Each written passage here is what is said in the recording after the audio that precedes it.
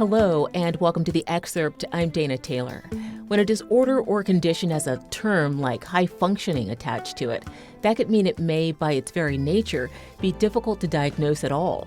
Many of us have some experience with depression, but what if it just didn't go away?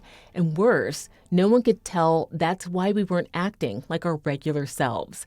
So what is high-functioning depression, and what can be done for the people who are suffering with it? To answer these questions, I'm joined by Vale Wright, the Senior Director of Healthcare Innovation at the American Psychological Association. Thanks for joining us, Vale. Thanks so much for having me.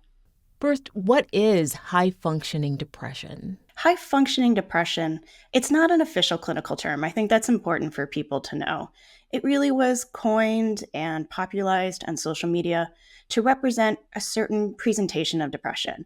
And that presentation is somebody who seemingly seems like they have it all together on the outside. They can go to work, they have relationships, they look like they're really engaging in life, but internally they're suffering in a way that others really just can't see. And how does high-functioning depression differ from other kinds of depression? It's not necessarily that it differs from other kinds of depression. I think what a potential benefit of this term is it helps people understand that depression is not a one-size-fits-all. People can be presenting with depression with a variety of different mild or more moderate symptoms. Some people will experience sadness, whereas others experience no sadness at all. So there isn't a typical type. But we have a mental model about what we think depression looks like. And this kind of breaks that mental model a little bit. What are some of the other conditions that can show up alongside high-functioning depression? I want to know, in particular, is anxiety in the mix? Absolutely. There's a lot of comorbid relationship, or what we mean by that is they go together, anxiety and depression, and they share a lot of the same symptoms. So it can be really hard to decide which is it. You can have trouble concentrating with both anxiety or depression, difficulty sleeping, difficulty eating or maintaining your appetite. So a lot of overlap exists, but at the end of the day, individuals experiencing these symptoms, it interferes with their life, and it often interferes with the lives of people in their homes and in their schools and in their workplaces. So it affects everybody. What are some of the telltale signs that a person is struggling with this condition?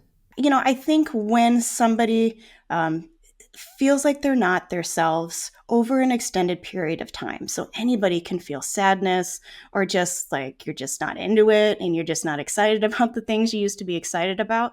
But when that persists, and when it either starts to interfere in your life or some way, or others start to get worried about you and notice that something's not how it usually is, that's when we know that something's really going on that might need some help. And what about masking?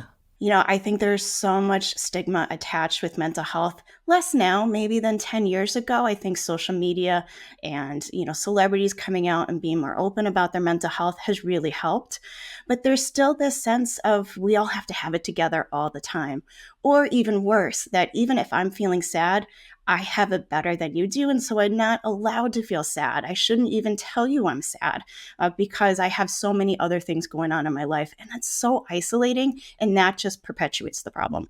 Well, other than that, what are some of the barriers that people face in acknowledging their depression and getting help?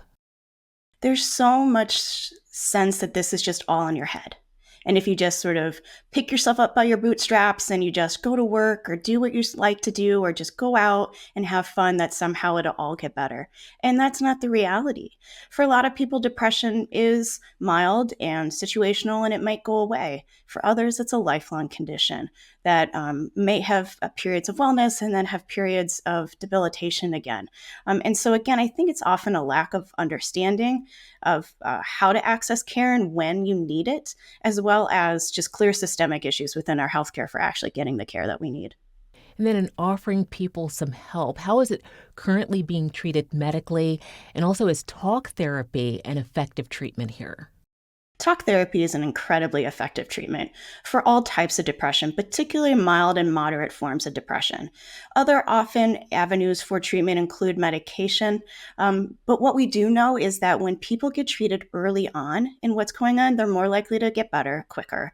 And so that early recognition and then that sort of ability to say, or find somebody to help you find the help you need is going to be what is most effective in the long run. It just depends a little bit on what people's preferences are, what their opportunities are, what kinds of depression and symptoms they're experiencing. And that's why working with a trained professional is really critical. And are there any specific scientific advances that you're looking at right now that people should be watching out for in terms of treating depression? Certainly, there's been a lot of talk about the use of psychedelics and other types of treatments and innovations in that area. I think the research is still awfully early to know exactly what impacts it will have. There's also clearly, I think, a role for technology to be played in how we reach people where they are. How do we get people in their homes? How do we reach them on their phones, which they're often on anyway? But by delivering actually evidence-based, clinically validated treatments to them, not just, an app that you can get off the App Store, which may be helpful, but likely isn't going to really treat your depression. So I think there's lots of ways that we need to be thinking innovatively because we just can't hope that everyone's going to come into the clinical office and get the treatment that they need. We need to be thinking beyond that. Okay, so what does a successful path to recovery look like here? Without sharing any identifying information, can you share a real-world example? It's going to look different depending on, what it is that your depression is being caused by. Because we know there's a lot of causes. It can be psychological, it can be environmental, it could be biological. But if you're going to receive treatment from a trained mental behavioral health provider, it's going to start with an intake and some history taking, and then a shared decision making about what type of treatment makes the most sense for that individual.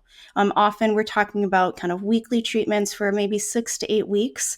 And over that period of time, you're working with your provider to monitor your symptoms and see if you're getting better. And then ideally, you would end treatment after that phase when you've hit this pace of recovery, recognizing that at any point in time, you might need a booster going forward. And that's perfectly normal. That's the kind of discussion you might have with your provider. Well, depression can be a lonely place for people. What's your recommendation for a patient who is looking for support from the people in their lives? Well, one of the things to keep in mind is that if you're feeling depressed, you're likely not alone. We know that, annually 17 million Americans will experiencing a depressive episode. So I think, even though there's so much stigma and this fear of kind of reaching out, when we do, it can be so incredibly validating. You can find somebody who has experienced what you've experienced and can really understand where you're coming from, or have engaged in coping skills that have worked for them that they can share with you. We also know that just having that social connection is a huge buffer for stress. So, even though it can be hard to do, reaching out to others, and even more importantly, if you're that friend who's noticing something about your friend that you think is off, take that time, take that onus to do the reaching out yourself, because sometimes they just don't have it in them right now. Bill, how would you say high-functioning depression and the conversation around it is impacting our society at large? I think it's increasing our health literacy, in particular our mental health literacy. And it's shining a light on the fact that even though we think depression looks one way, typically that it's a woman who, is crying and can't get out of bed. And that is one way that depression manifests itself. It's not the only way. And that different groups may experiencing different symptoms. And again, that somebody might have it looking like they have it all put together on the outside, but internally you don't really know what's going on with them. And so I think it helps us ask the question of, am I reaching out enough? Am I asking the people in my lives how they're doing? And then finally, what do people most need to know about those with high-functioning depression and how to best support them? I think what's most important is to make sure you're not unintentionally invalidating their experience. Because when somebody has it all to put together or it looks like they do on the outside, it can be easy to say really unhelpful things like, I don't know why you're depressed, you have a job, or you're married, or you have these great kids. And really that's not taking compassionate route to understanding what they're going through. And so just even asking that question, I'd love to know what you're going through. I can see that you're in pain. Please, let's have a conversation. Just opening that door. You don't have to solve their depression, but just letting them know that you're there and that you hear them and you see them. That's a critical way to validate their experience.